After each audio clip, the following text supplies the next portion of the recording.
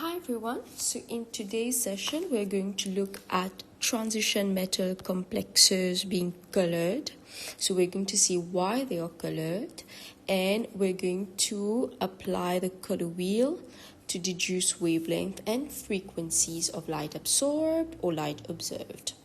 So let's look at this. So we're going to continue from where we reached last time, so page 56.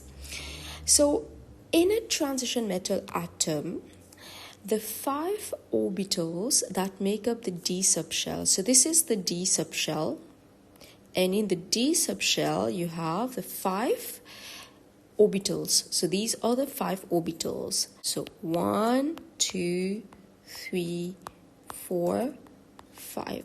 And in the atom, they all have the same energy. And the term that we use when they all have the same energy is degenerate. So these are degenerate. They have the same energy. When ligands are attached to transition metal ions, so the ligands include molecules like these mentioned here, and these ligands will have some effect on the transition metal ions. So what effect it has? So the electrons, we mentioned that those ligands have lone pair of electrons. The lone pair of electrons on the ligand repel the electron in the D subshell. So these are the orbitals of the D subshell. So when the lone pair of electron from the ligand approaches the transition metal, it causes repulsion, and this repulsion causes the splitting of the D orbital. So this D orbital which was initially degenerate, they were all of the same energies. Because of the repulsion of the electrons from the ligands, these D orbitals will split in energy. So you're going to have 3 of low energy and 2 of high energy, right? The splitting gives rise to 2 sets of non-degenerate orbitals. So for example, if we look at a compound of nickel sulfate, so nickel is an I2+, so this is D8. So this is the degenerate D orbitals. They are all of the same energy, but because you have the ligand that approaches, you have the splitting of the degenerate D orbitals, and you have the non-degenerate orbitals that is here. So 3 at the bottom and 2 on top.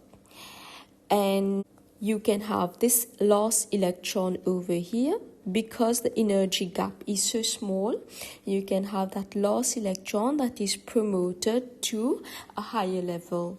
And when it is promoted to a higher level, there is energy that is absorbed. So the complex absorbed energy that corresponds to delta E, right? And the delta E is quite small, and it corresponds to visible light.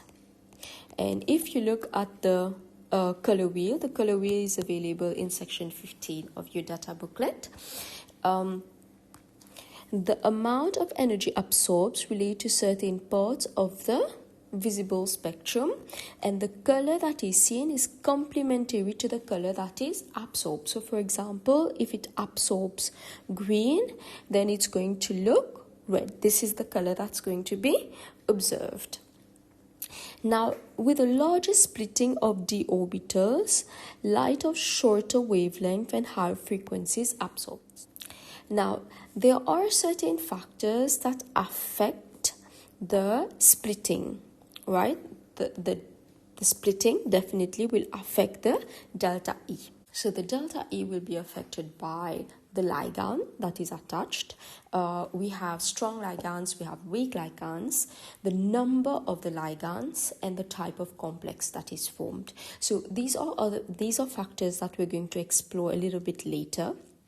But the main idea is that when you have the incoming of the ligands, because of the repulsion of the electrons, you have the d orbitals that split into non-degenerate orbitals, and you have promotion of electrons from the lower level to the higher level, which corresponds to a delta E equivalent to visible light.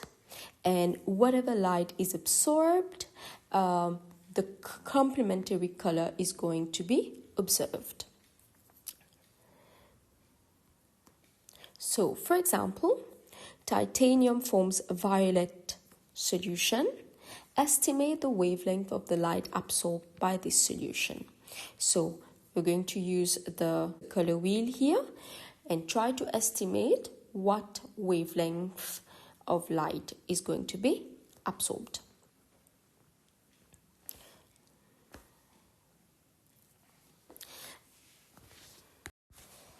Now let's see how we can find wavelength, frequency, or energy. Now, a greater splitting in the d orbital results in a larger energy gap. This means that more energy is required to promote the electron from the lower to the higher energy orbital, right? So this is what it means. So when this delta E increases, so you need more energy to promote, and therefore it's going to affect the wavelength, frequency, and color. All right, now for these calculations you're going to need these equations from the data booklet.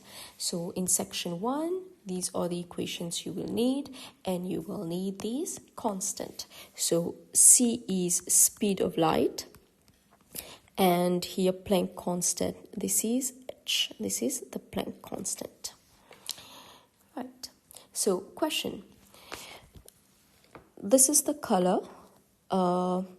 The color of copper chloride is equivalent to visible light with wavelength 647 nanometers. So you need to calculate the energy gap. So energy gap, that's delta E, and delta E is equal to h times f. So you need the frequency of the light. Now it says that the color is equivalent to this wavelength. So this is what you're going to observe, right? Now what is going to be absorbed is complementary to that color. So if this is going to be absorbed, if this is going to be observed, the one that's going to be absorbed is complementary to that, which is the opposite wavelength, right? So 491 is the wavelength, that is wavelength absorbed is 491 nanometers, right? So in order to determine the frequency now, we're going to use C is equal to F lambda, right? From this, we're going to find frequency. So frequency is speed of light divided by wavelength. Now, wavelength is in nanometers. We're going to convert this to meters. So it's times 10 to the power minus 9. Then you can use the value of frequency to find delta E. So E is equal to h times frequency. And h is the Planck's constant, which is available in the data booklet. And if you work it out correctly, this is what you're supposed to get. Joules, right? So work it out, check the answer, and try to work this one as well.